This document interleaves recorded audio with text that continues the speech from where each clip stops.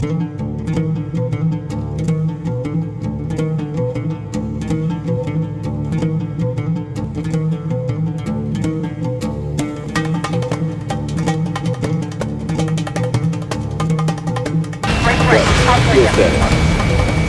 small screen. Unable to move back. Standing by. I have him.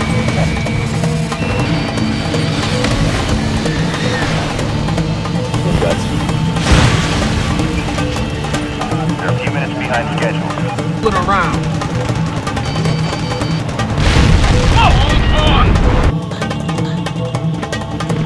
We're still down here. We're in his range. Bandit destroyed.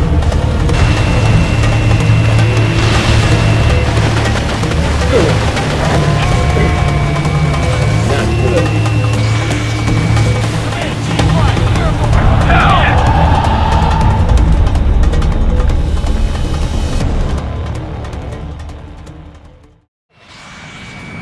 Better plane?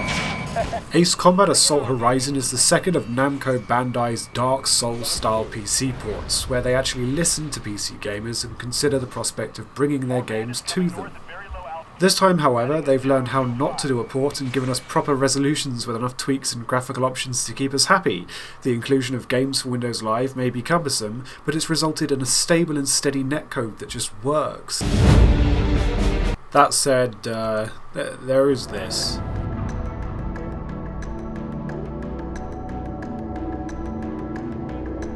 Even if it does sound like the elevator music for David Hayter's Penthouse Suite. Snake! It may be called Enhanced Edition, but the differences between the console and PC releases are minimal.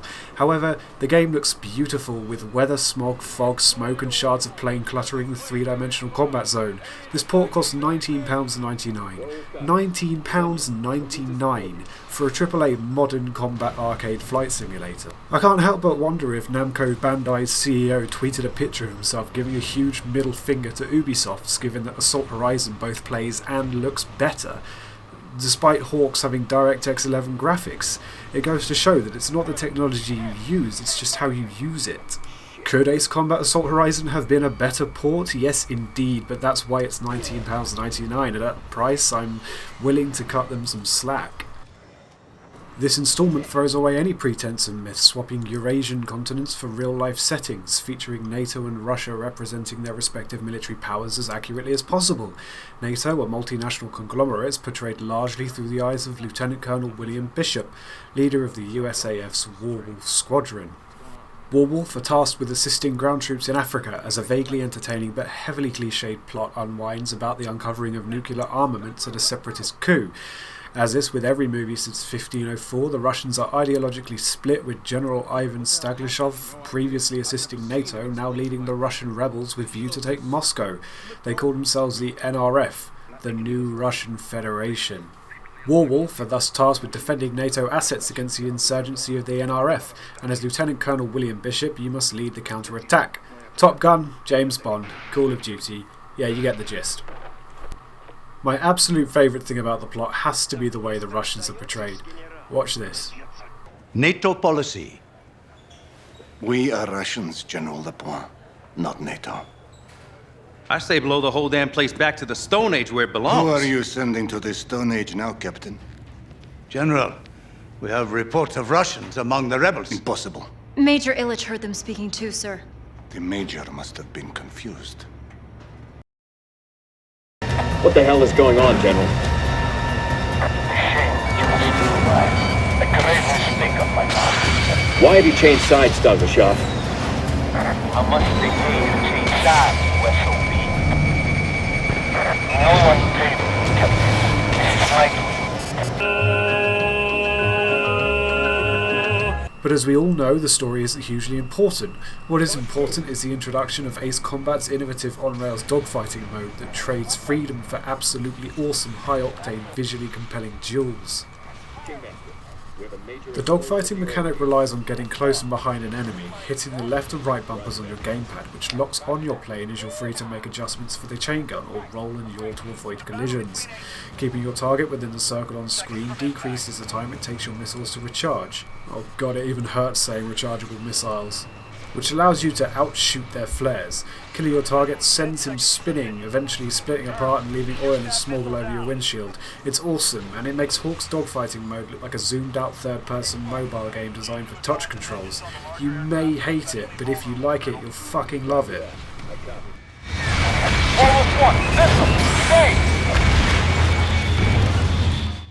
Mix Ace Combat's dogfighting mode with the Halloween-themed skin, and invariably you get... Death montage. Trick or treat, motherfucker.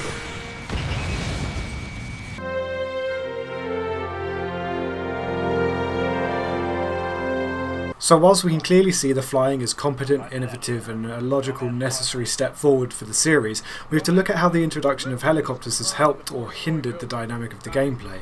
Helicopters in Assault Horizon really remind us that this is indeed a Japanese franchise.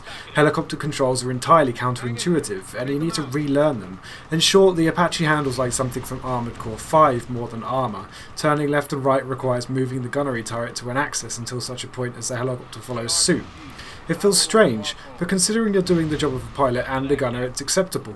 Likewise, locking on with the left trigger makes you feel as though you've got Robocop as your gunner, but in reality it makes for an enjoyable mech-like experience.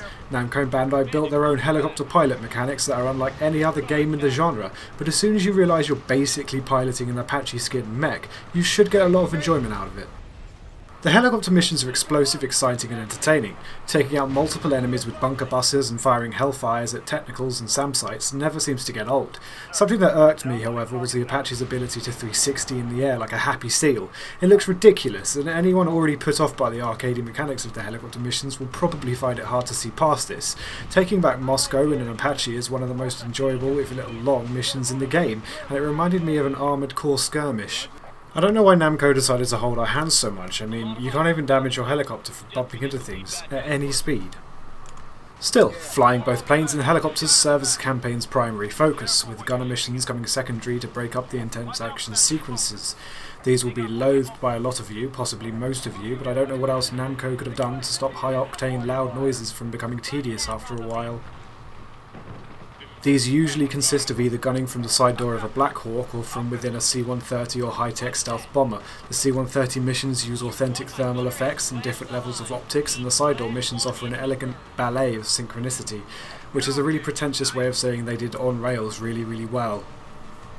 One could argue that these segments are basically the worst parts of a Call of Duty campaign thrown into an Ace Combat game, but they're orchestrated really well and really do help to keep the main focus, which is flying, fresh and exciting. There is something I need to get off my chest before we go any further, so bear with me for just one moment. This is how Namco Bandai wants you to play the game.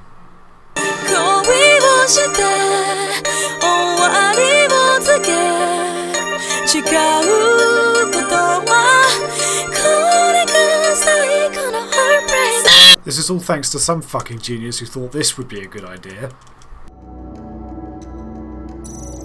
Where Assault Horizon excels, it does so intelligently and innovatively, but it still falls prey to the same old mistakes of others, perhaps mistakes prone to the genre.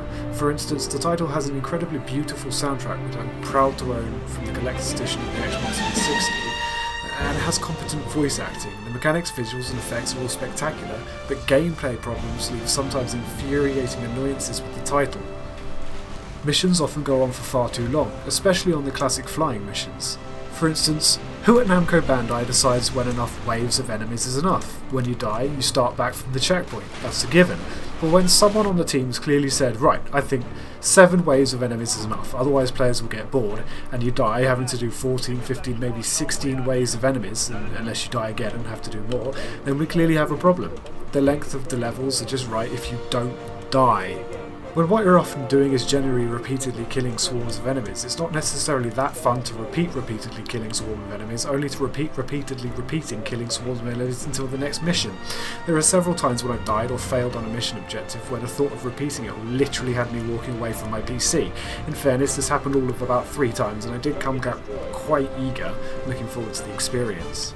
Another issue with the title is the fact that it gets very samey towards the end of the game. In fact, contrary to Ace Combat's initial roots, the introduction of excellently executed new mechanics, roles and vehicles meant that swarms of enemies in the flying sections were a very unattractive prospect.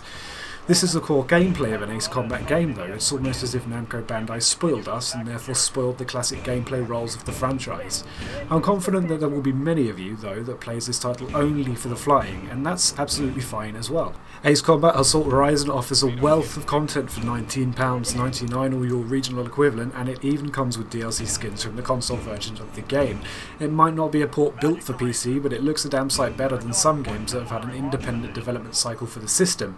It just works, and that's what counts, especially if you're paying less. Whilst I'm not a fan of the optimum control scheme, the different control scheme is clearly better. I prefer manually rolling. I don't know why they changed this. I think Assault Horizon is a necessary step in the right direction for the franchise. All of the introductory mechanics worked well and can be implemented in further installments without having to go back to the drawing board. And whilst not all of the mission types will have you on the edge of your seat, this is an intense, beautiful and highly polished arcade flight sim. Even if, at times, it feels a little more like Call of Duty or Armored Core 5, with a huge array of planes and armaments and great multiplayer netcode, there's nothing stopping you other than the lack of a decent gamepad at this price. Don't take my word for it though, check out our Let's Play and read the written review, and if you're still not convinced it's worth your time, then I guess this entire process was a waste of mine. Oh god damn it. So let's end this on the best QTE ever implemented in any game in the history of gaming.